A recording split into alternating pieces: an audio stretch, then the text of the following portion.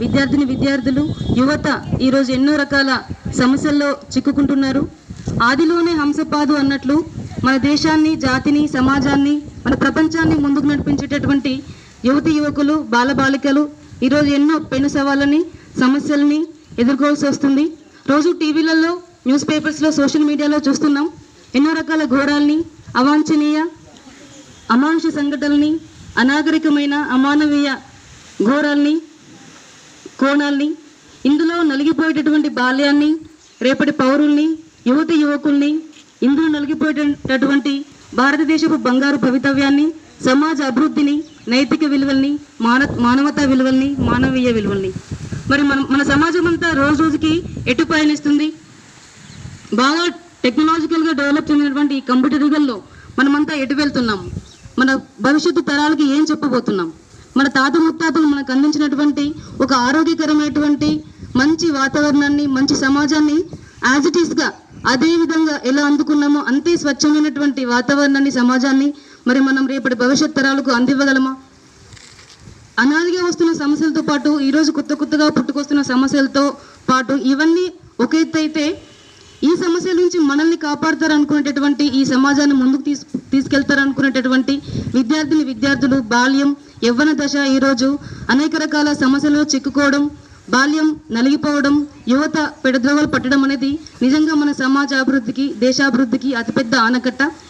ఈరోజు highly technologically developed ఈ computer new modern వరల్డ్లో యువకులు కానీ, బాలబాలికలు కానీ అనేక రకాల ఛాలెంజెస్ని, సవాళ్ళని, సమస్యలను ఎదుర్కొంటున్నారు.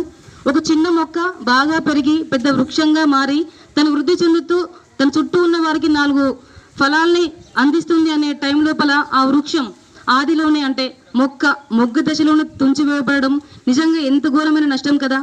అదేవిధంగా అభం శుభం తెలియని, ఏది మంచి ఏది చెడు అని తెలియనటువంటి బాల్యం అయోమయానికి గురైతే, వారిని మనం కాపాడలేకపోతే, భవిష్యత్తుకి బంగారు బాట వేసుకోవాల్సిన అదే దశలో అనేక రకాల చెడు వ్యసనాలకి ప్రేరేపించబడితే యువకులు, అదేవిధంగా వారు చెడు వ్యసనాలకి లోనైతే, ఈరోజు జరిగే సంఘటనలు ఇలాగే పెరుగుకుంటూ పోతే, అదేవిధంగా రోజు రోజుకి ఈ నైతిక విలువలు, మానవతా విలువలు కనుమరుగైపోతే, ఈ టెక్నాలజీని మంచికి కాకుండా చెడుకి వినియోగించుకుంటూ పోతే, మంచి సమాజ అభివృద్ధిలో పాల్పంచుకోవడానికి నేను కూడా ఒక భాగమే అని ప్రతి వ్యక్తి అనుకోకపోతే, మనమంతా కూడా రేపు రాబో కాలంలో చాలా తీవ్రమైనటువంటి విపత్కర పరిస్థితులను ఎదుర్కొంటామనడంలో సందేహం లేదు.